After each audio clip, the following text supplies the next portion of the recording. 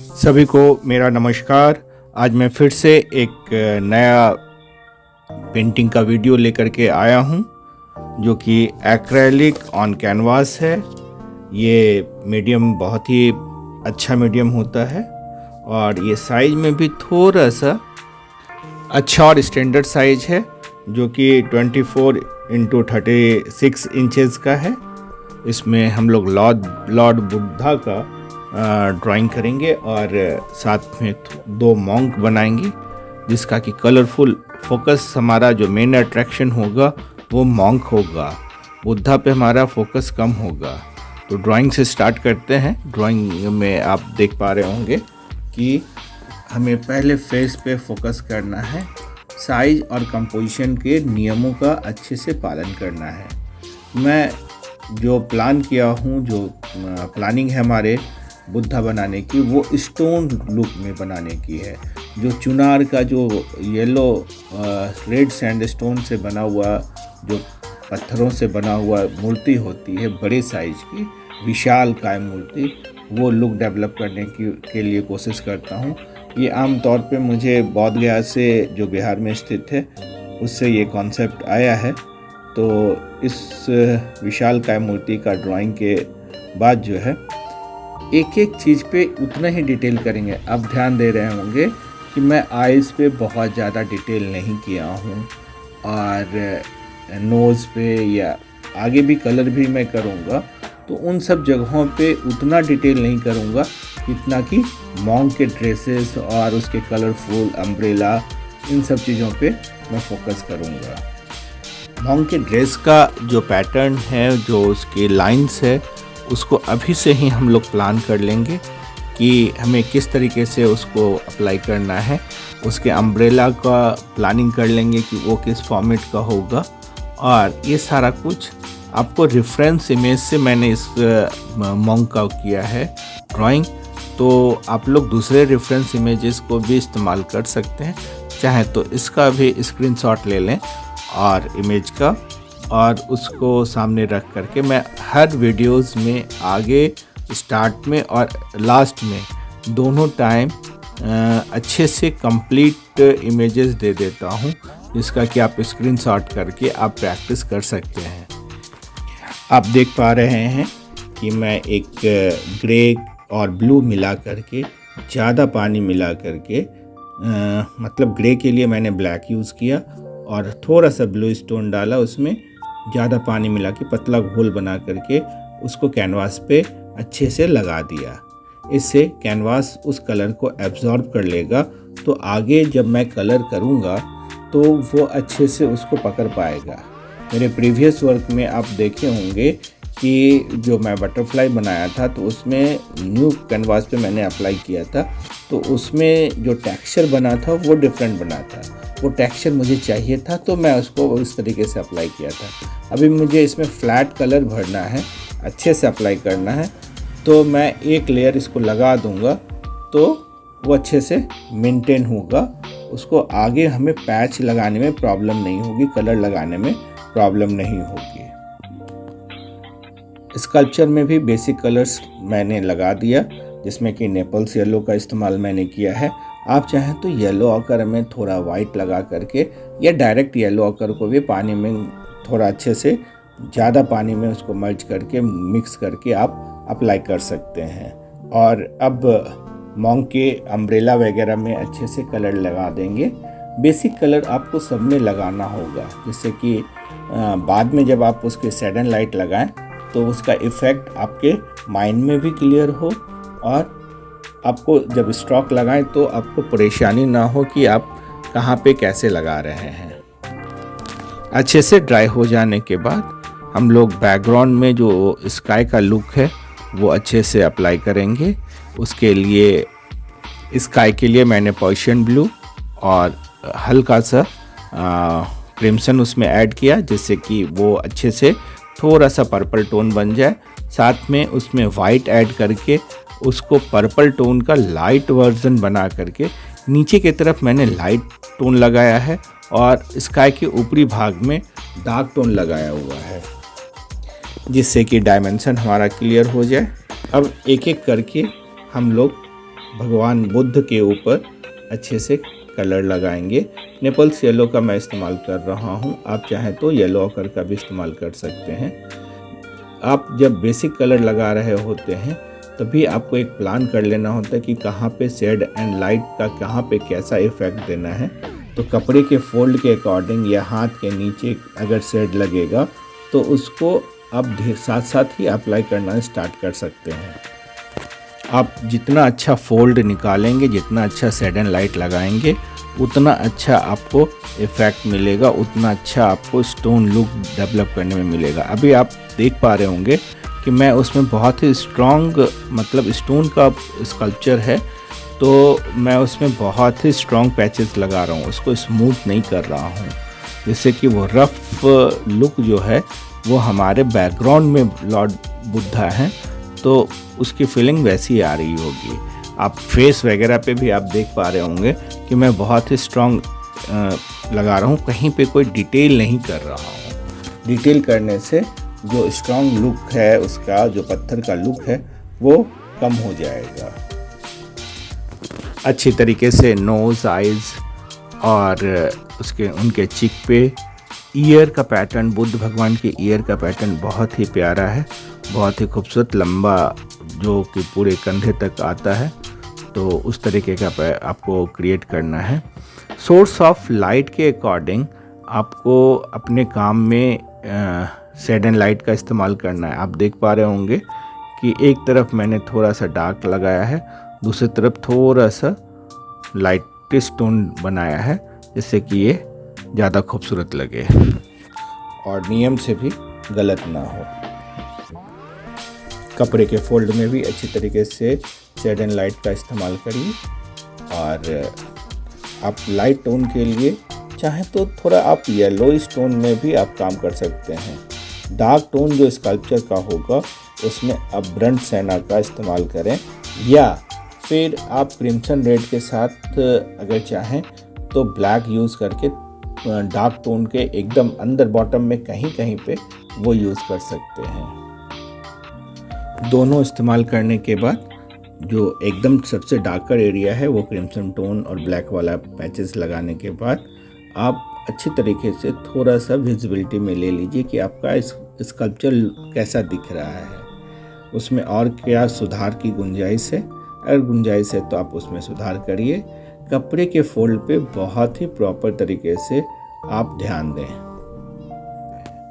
इसको आप दूसरे मीडियम में भी ट्राई कर सकते हैं, जैसे पोस्टर कलर में, वाटर कलर में, या फिर आप ऑयल कलर में। आप चाहें तो इसको किसी भी मीडियम में बना सकते हैं, बस इफ़ेक्ट सबका अलग अलग आएगा। अगर वाटर कलर में करेंगे तो उसका इफ़ेक्ट थोड़ा डिफरेंट आएगा, ऑयल पिस्टल में करेंगे तो उसका इफ़ेक्ट अलग आएगा, ब्लैक एंड वाइट पेंसिल में करेंगे तो उसका इफ़ेक्ट अलग आएगा, वाटर कलर में करेंगे तो उसका इफ़ेक्ट अलग आएगा। हर मेथड एंड मटेरियल का इफ़ेक्ट वैरी करता है। तो आप इस तरीके का पैटर्न का इस्तेमाल आप किसी भी दूसरे मीडियम के लिए भी कर सकते हैं। ऐसा नहीं है कि अगर मैंने इसको एक्रेलिक में किया तो आप भी इसको एक्रेलिक में करें, ऐसी ज़रूरत नहीं है। लेकिन अगर आप एक्रेलिक कलर में ही करना चाहते हैं तो एक बार ज़रूर ट्राई करें, ये बहुत ही प्यारा काम होगा, बहुत ही अच्छी पेंटिंग बनके सामने आएगा, जिससे कि हम अपने वॉल डेकोरेशन में या किसी को गिफ्ट करने के लिए या किसी और भी पर्पस से इसका इस्तेमाल कर पाएंगे। अब हमारा जो फोकस है वो कंप्लीट मेरे मेन टारगेट पे है, जो कि मॉन्क पे है। मॉन्क का अम्ब्रेला और उसके ड्रेस पैटर्न बहुत ही प्यारा है। दोनों का जो खड़ा होने का अंदाज है, आप एक देखेंगे कि वो एक स्क्वायर शेप में, एक रेक्टेंगुलर शेप में खड़ा है, लेकिन तो भी उसके जेस्चर्स, पोस्चर्स आपको इजी समझ में आ जाएंगे। तो पहले हम अम्ब्रेला में अच्छे से कलर लगाएंगे।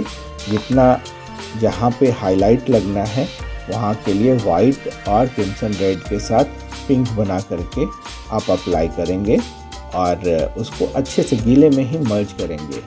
आमतौर पे अगर सूख जाएगा वो कलर तो उसको मिक्स कराना आपस में बहुत ही परेशानी हो जाएगी, फिर से आपको कलर लगाना पड़ेगा, तभी वो मिक्स हो पाएगा। किसी भी हालत में गीले में ही आपको मिक्स करना है। तो जब गीला रहे कलर, दोनों कलर, तो आपस में मिक्स करना आसान होगा। साथ वाला भी अम्ब्रेला हम लोग कर लें। एक तो कंप्लीट सर्कुलर फॉर्म में है, दूसरा हमारा थोड़ा ओवल फॉर्म है, लेकिन दोनों के शेड एंड लाइट का इस्तेमाल करेंगे। अभी जब ये बेसिक कलर अच्छे से लग जाएगा तो हम लोग फाइनल टोन में इसमें थोड़ा डार्क टोन लेकर के पहले वाले अम्ब्रेला का थोड़ा सा उसमें कैसे शैडो पड़ेगा वो क्रिएट करने की कोशिश करनी है। तब तक आप कोशिश करते रहें मिक्सिंग करने की, जब तक कि आपके मन लाइक रिजल्ट उसमें आ ना जाए। अगर आप ब्रश चला रहे हैं तो ब्रश को आप कोशिश करिए कि स्ट्रोक के आधारित चलाएं। जैसे कोई भी फॉर्म है, अगर अम्ब्रेला है तो उसकी कमाचियाँ किस तरीके से चली हुई हैं, उसका फोल्ड कैसे है, उसी अनुसार से आप ब्रश चलाएंगे तो आपका जो आउटपुट है वो ज़्यादा बेहतर आएगा। मैं कई बच्चों को ऐसा देखता हूँ जो लोग कि डायरेक्ट मतलब कलर भरना है तो कभी लेफ़्ट टू राइट चला दिया, कभी अप एंड डाउन चला दिया, कभी कैसे, मतलब जैसे तैसे नहीं करना है। उसको एक पैटर्न लेकर के जैसी डिमांड है वैसे करना है। बेसिक कलर लग जाने के बाद आप ब्रंट सैना से शैडो बनाने के बाद ब्रंट सैना का इस्तेमाल आप करें, या फिर आप क्रिम्सन रेड के साथ जो चॉकलेट कलर हम लोग बनाते हैं मैक्सिमम इस्तेमाल भी कर सकते हैं, और उसको आप शैडो के तौर पे अप्लाई कर सकते हैं। एक एक कमाची, आपको ऐसा कुछ नहीं है कि आप एक एक कमाची को बहुत ही बैलेंस करके बनाएं, जितना हो सके उतना करिए, क्योंकि जो फ्री हैंड का जो मज़ा है वो किसी टूल्स में मज़ा वो नहीं मिलता। तो आप लोग फ्री हैंड करने की कोशिश करिए। अभी आप प्रीवियस जो अम्ब्रेला है उस पर भी चारों तरफ एक डार्क टोन लगा दें और उसको मर्ज करें।